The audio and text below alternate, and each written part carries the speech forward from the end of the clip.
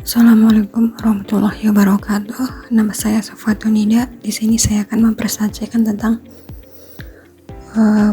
pendugaan parameter rata-rata dan proporsi. Pendugaan parameter. Pendugaan yang baik memiliki ciri yang pertama tak bias, kedua efisien, ketiga konsisten.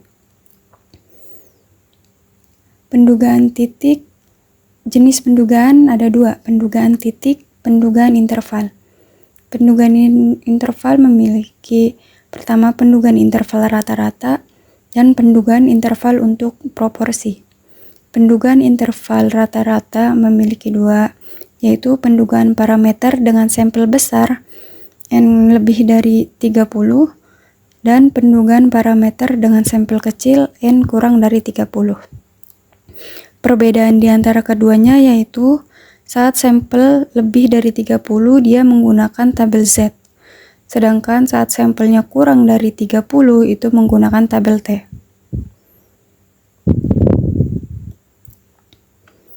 Contoh kasus pendugaan parameter dengan sampel besar. Sebuah penelitian ingin memperkirakan rata-rata pengeluaran per hari untuk wisata kuliner oleh wisatawan domestik di Yogyakarta. Mereka mengambil sampel acak dari 150 wisatawan dan mencatat pengeluaran harian mereka. Dari hasil wawancara tersebut diketahui bahwa rata-rata pengeluaran per hari adalah 200 per wisatawan.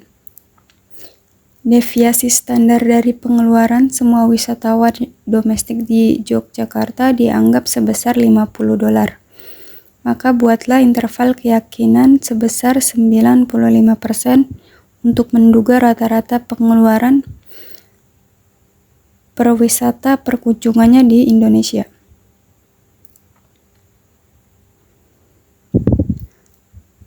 Penyelesaiannya diketahui tadi ukuran sampelnya itu sebanyak 150, rata-rata sampelnya atau X barnya itu 200, deviasi standar populasinya atau sigmanya yaitu 50 dan tingkat kepercayaan 1 alpanya yaitu 95%. Di sini kita akan mencari Z alpha per 2-nya. 1 dikurang alpha sama dengan 95%. Maka alpha sama dengan 1 dikurang 95%. Sama dengan 5% atau 0,05. Alpha per 2-nya yaitu 5% dibagi 2 atau 0,05 dibagi 2 yaitu 0,025. Jadi Z 0,025 sama dengan 196. Itu dari mana? Kita lihat dari tabel Z. Sebelumnya saya sudah mencari Z 0,025 itu berapa? Nah, dan sini 0,025 terletak di antara 1,9 dan 0,06.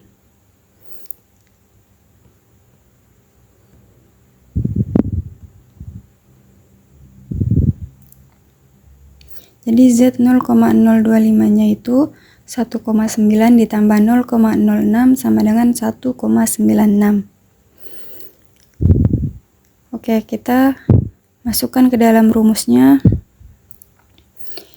P X barnya tadi 200 dikurang Z alpha per 2 dikali sigma per akar N kurang dari mu kurang dari X bar ditambah Z alpha per 2 dikali sigma per akar N sama dengan 1 per alpha.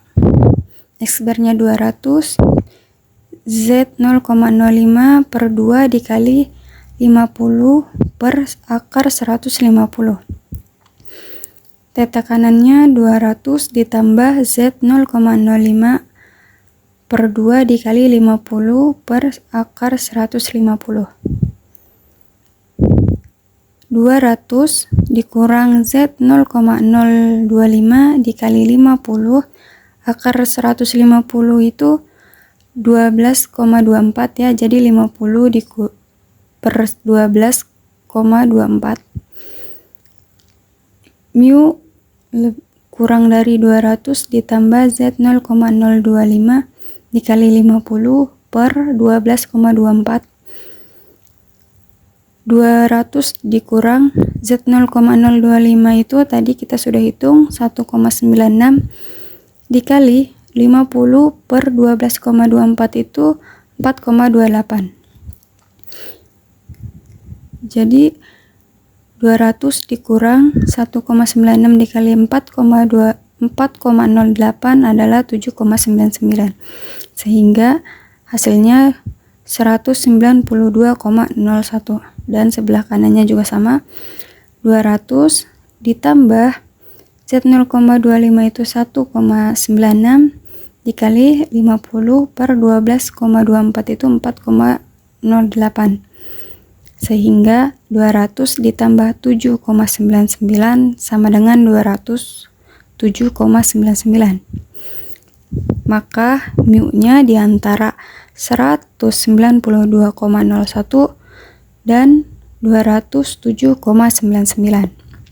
Jadi interval keyakinan sebesar 95% untuk rata-rata pengeluaran per hari per wisatawan oleh wisatawan domestik di Yogyakarta adalah antara 192 dolar sampai 208 dolar.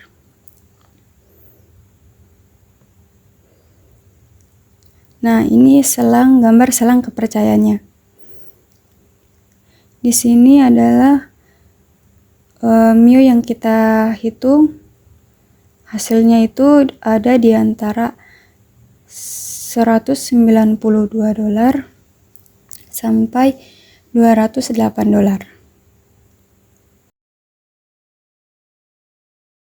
Baik, saya Francisca. Saya akan menjelaskan contoh kasus, yaitu mengenai pendugaan parameter dengan sampel kecil N lebih kecil dari 30. Soalnya yaitu diketahui dari 25 ibu hamil yang diambil secara random didapatkan kadar Hb-nya itu 9 gram persen, simpangan baku sampelnya itu 7,7 gram persen. Maka yang ditanya itu adalah hitungan nilai pendugaannya. Next. Baik, di sini diketahui X-nya itu 9 gram persen, S sama dengan 7,7 gram persen, N sama dengan 25. Maka SE sama dengan 7,7 per akar 25 sama dengan 7,7 dibagi 5 sama dengan 1,54 gram persen. Dengan CL-nya yaitu 95%, maka alfa sama dengan 5%. DF-nya sama dengan N dikurang 1, yaitu 25 dikurang 1 sama dengan 24, yaitu T-nya yaitu sama dengan 2,064.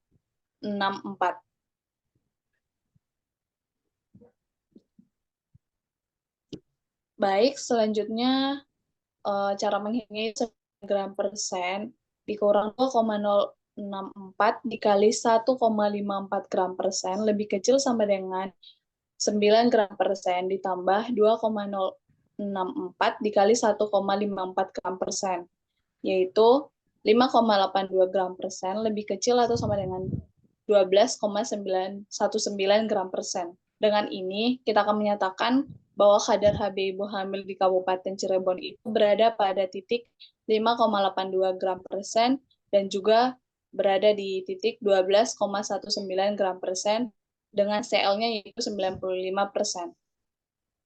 Baik, selanjutnya akan dilanjutkan oleh teman saya. Baik, saya Anissa. Di sini saya akan menjelaskan contoh kasus yang ketiga, yaitu penentuan besarnya sampel N untuk pendugaan rata-rata. Soalnya di sini, sebuah perusahaan e-commerce ingin mengetahui rata-rata waktu pengiriman pesanan kepada pelanggan.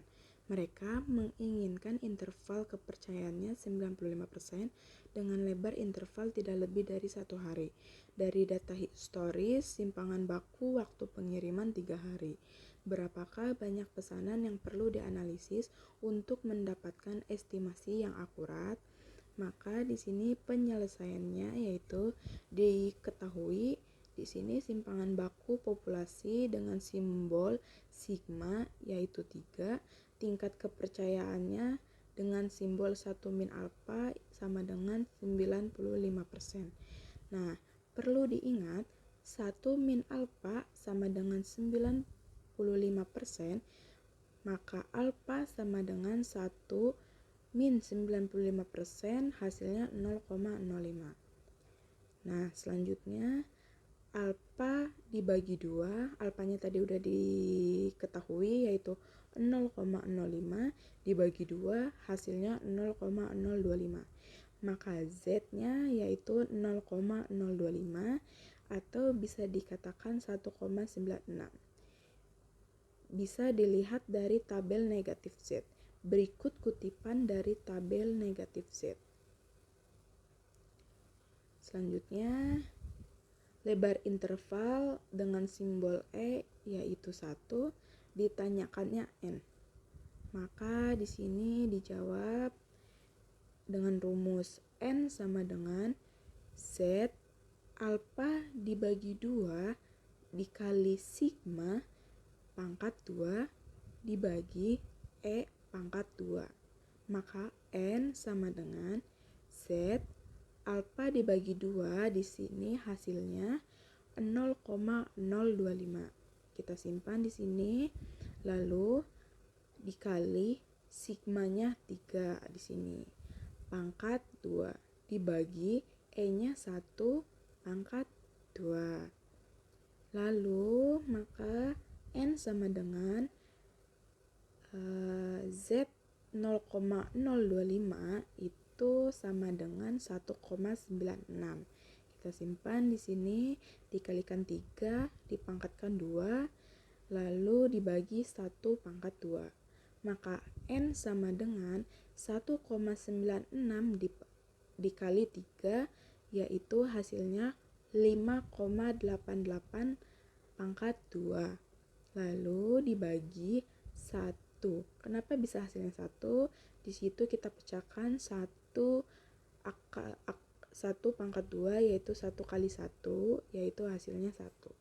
Maka N sama dengan 5,88 kita pecahkan jadi 5,88 dikali 5,88 hasilnya 34,5744 dibagi 1. Maka N-nya sama dengan 34,5744. Jadi perusahaan e-commerce perlu menganalisis 34,5744 pesanan untuk mendapatkan estimasi yang akurat. Begitu penjelasan cara penyelesaian dari contoh kasus ketiga. Baik, saya akan melanjutkan presentasi dari teman saya. Perkenalkan, nama saya Cindy Kurnia. Saya akan menjelaskan tentang kasus pendugaan interval proporsi, yaitu soalnya penelitian terhadap sampel sebanyak 20 karyawan sebuah perusahaan, 6 diantaranya memiliki mobil dengan interval keyakinan 95%. Tentukan proporsi karyawan yang memiliki mobil.